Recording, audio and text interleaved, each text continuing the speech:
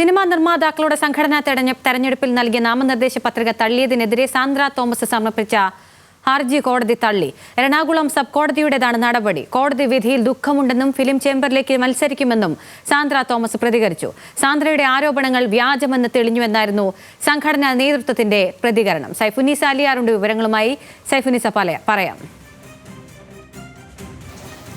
നാളെ നടക്കുന്ന film producers association തെരഞ്ഞെടുപ്പുമായി ബന്ധപ്പെട്ട് 3 സ്ഥാനങ്ങളിലേക്കായിരുന്നു നിർമ്മാതാവ് സാന്ദ്ര തോമസ് പത്രിക നൽകിയിരുന്നത്.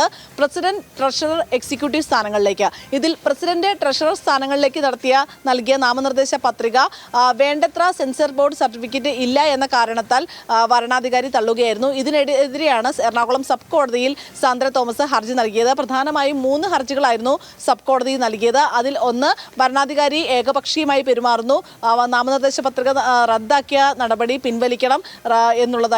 റദ്ദാക്കണമെന്നുള്ളതായിരുന്നു. ഒപ്പം തന്നെ തെരഞ്ഞെടുപ്പുമായി ബന്ധപ്പെട്ട് സബ് കോടതിയുടെ മേൽനോട്ടത്തിലുള്ള ഒരു വ്യക്തിയുടെ മേൽനോട്ടത്തിൽ തെരഞ്ഞെടുപ്പ് നടത്തണം എന്നും നാളെ നടക്കുന്ന തെരഞ്ഞെടുപ്പിന്റെ ഫലം പ്രസിദ്ധീകരിക്കരുത് എന്നുമായിരുന്നു 3 ഹർജികൾ. ഈ 3 ഹർജികളും എറണാകുളം സബ് കോടതി തള്ളുകയായിരുന്നു. പ്രധാനമായും ഭരണാധികാരിയെ 2014 ചേർന്ന ജനറൽ ബോഡി യോഗത്തിൽ ഇനി അങ്ങോട്ട് എല്ലാ തെരഞ്ഞെടുപ്പിലും ഇദ്ദേഹം ഭരണാധികാരിയായി വന്നാൽ മതിയെന്ന അംഗങ്ങൾ കൂട്ടായി എടുത്ത തീരുമാനത്തിന്റെ മിനിറ്റ്സ് അടക്കം ഈ പ്രൊഡ്യൂസേഴ്സ് അസോസിയേഷൻ സബ് കോടതിയിൽ സമർപ്പിച്ചിരുന്നു. ഇതടക്കം പരിഗണിച്ചുകൊണ്ടാണ് സാന്ദ്ര തോമസിന്റെ ഹർജി തള്ളിയത്.